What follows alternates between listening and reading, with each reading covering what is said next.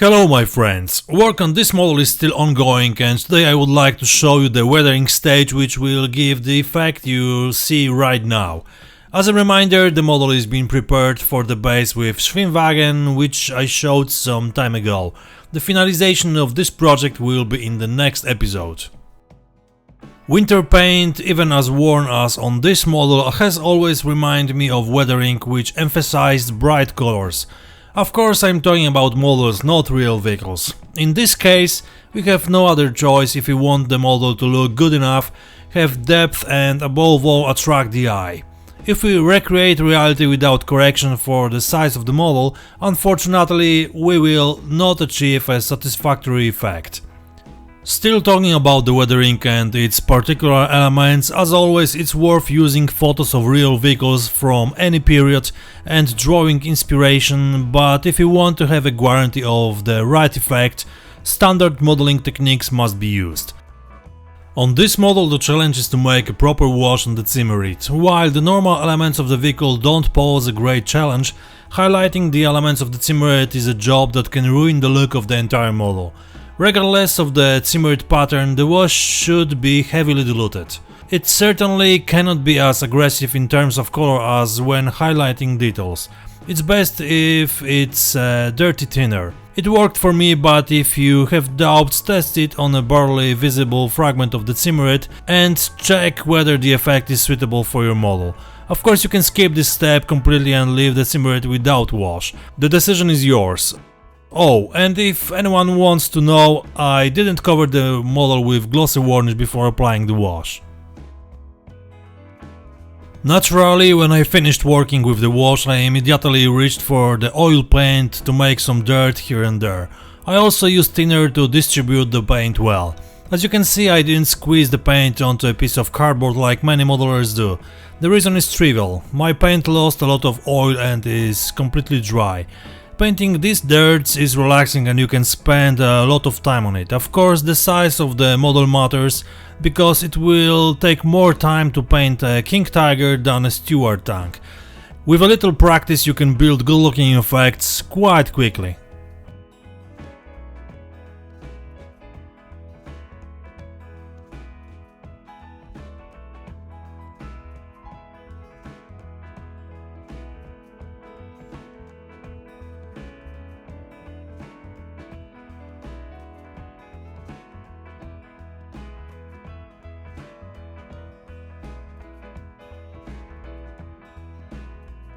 If you want to learn more about this weathering method, I recommend the books of Michael Rinaldi, who has the best grasp of this subject in the world. You can find the link to his website in the description of this video.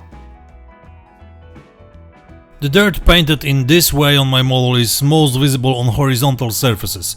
The fenders, the roof of the fighting compartment with the commander's turret and the loader's hatch, and the front of the vehicle received a bit of wear in this way.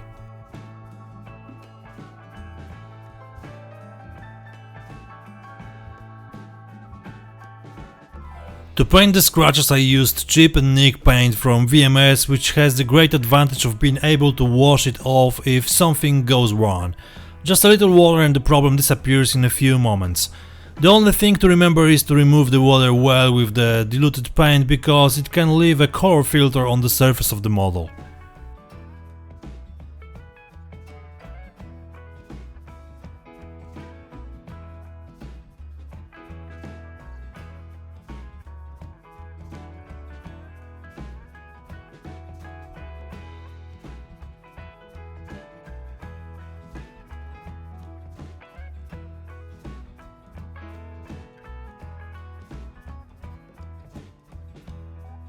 For a moment I also polished the towing cables with a soft pencil. 2 minutes of work to give a bit of metallic shine. At this point I will start working on dirting the lower part of the model. In short, I'm starting to work with the mud. For easier access to individual elements I removed the tracks and all the wheels. I prepared a mixture consisting of pigment, matte alkyd binder to glue all the ingredients, and dark earth color pigment jockey. After mixing, I added dry grass from AK Interactive, which radically changed the texture of the mat. I intended to prepare the effect of driving through a soggy meadow. This mixture is ideal for such work.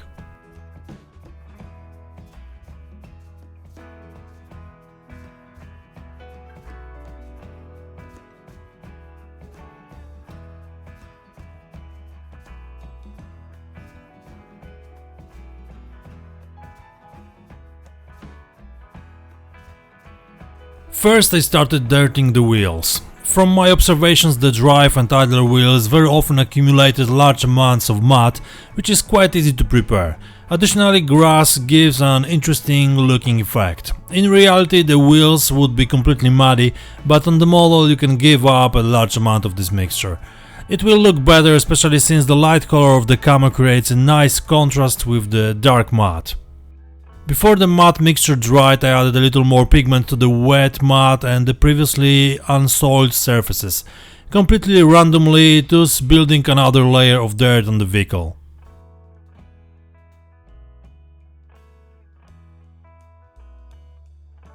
Of course, I didn't forget about the bottom of the hull either, even though it will be completely invisible when the model is placed on the base. To tell you the truth, in such a situation it's a perfect place to test the appearance of the dirt we planned on the model.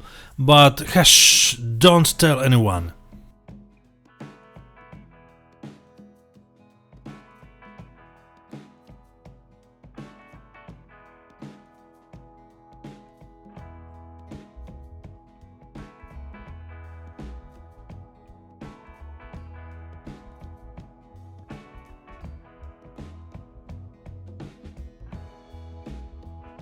Grass mixed with mud will look perfect around the suspension. Note that I leave the sides of the hull completely clean. It's another way to build contrast on the model. All the steps for building it are well known to my wonderful patrons. Now it's the best moment to say thank you very much, you are the best. The people who helped me the most are Bulldog09, Christopher Obarski, Dan Dibua, Dan Majchrzak, Hans Zapp, Karsten Ikedi and Steve Ankin. But the people listed just now are also my great patrons. Please don't forget that you can be one of them. And I realize it's not easy these days, but if you have a few bucks you could drop in my cup, that would be great.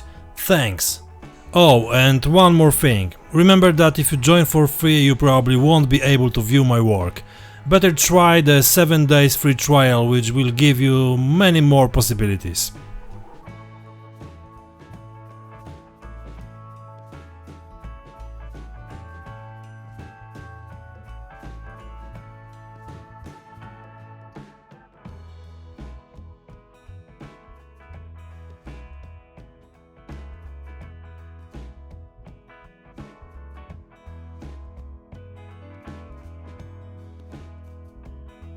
I didn't forget about the invisible part of the fender and a bit of splashes on the clean part of the hull.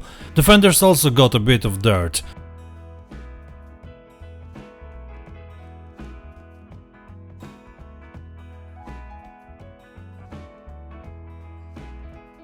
I also used the leftovers from my dry grass packing, which when mixed with the mud mixture added more texture to the final look of the mud.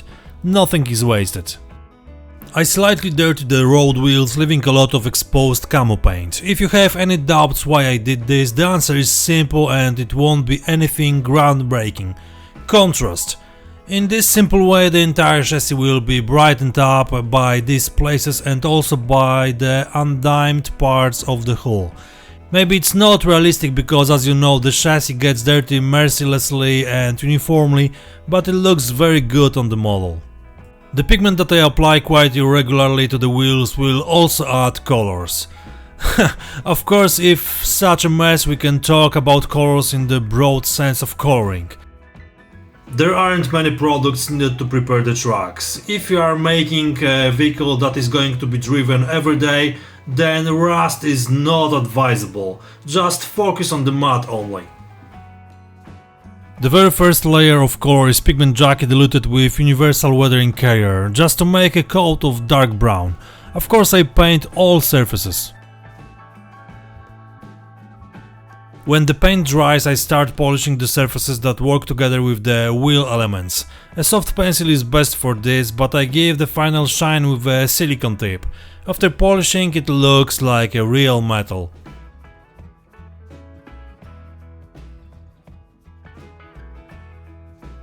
To matte the outside of the trucks, I used the same mixture that I applied to the hull. I guess that's obvious. I also added a bit of matte to the ends of the trucks. I leave the polished surfaces clean. I apply the prepared trucks to the wheels and add a bit of metallic abrasions to the edges, which I paint with a pencil.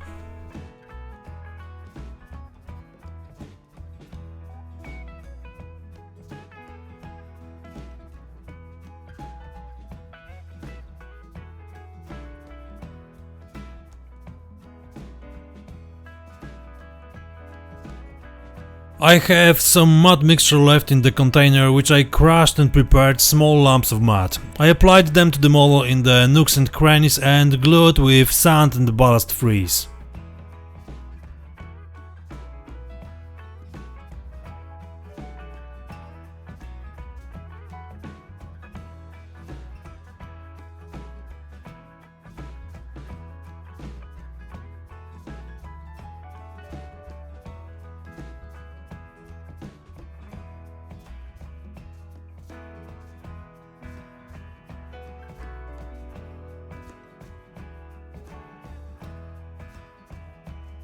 To unify the tarps with the vehicle, I used a light pigment which I gently applied to the surface with a soft brush, but in some places I also dropped particles directly from the brush to create stronger traces of dirt.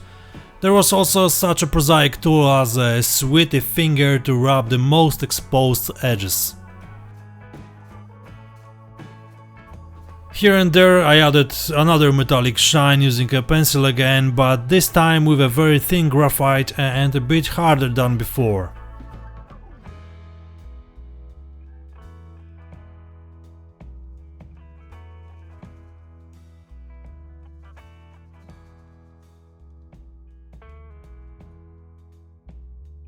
Next to the chains on the model, I also very often add thin wire. Here it was a very convincing justification because I used it to attach additional tracks on the sides of the vehicle. Previously the entire coil was soaked in a liquid for blackening metal. Thanks to this it looks very natural, although during work some of this residue is rubbed off by touching it with fingers or tools. However, it's not a big problem.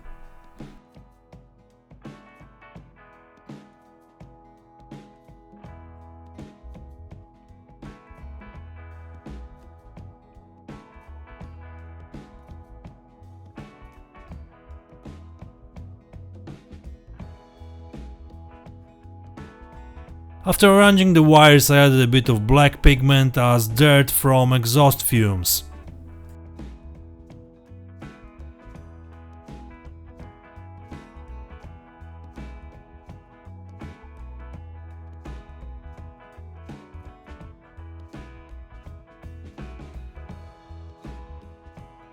At the very end I prepared a wet mixture to slightly modify the final look of the matte on the vehicle.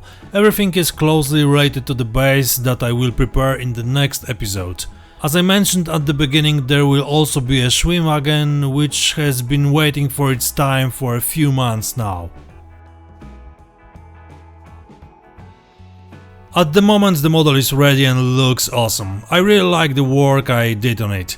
The good looking balance between the camo color and the worn winter wash was additionally enriched by the dark matte and its uneven texture. In a word, a revelation. I know I'm not modest, but why should I be if I really like my model and the work I put into it? I don't know. If you had a good time watching it, please click like, write a comment even to say hello, and subscribe the channel for more videos with my projects. As I said before, you can also consider joining to my Patreon group because your support is highly appreciated and helps me do what I do here at coldemonspl. Thanks to this I will try to give you some interesting content to keep you informed and entertained. In the next video I'm going to present the DO base building stage, so there is no other option but to stay tuned. And as always, a short note for collectors. All my models are for sale. Get in touch with me and we'll discuss what you need or just ask what I have for sale. That's all for today. See you next time. Cheers!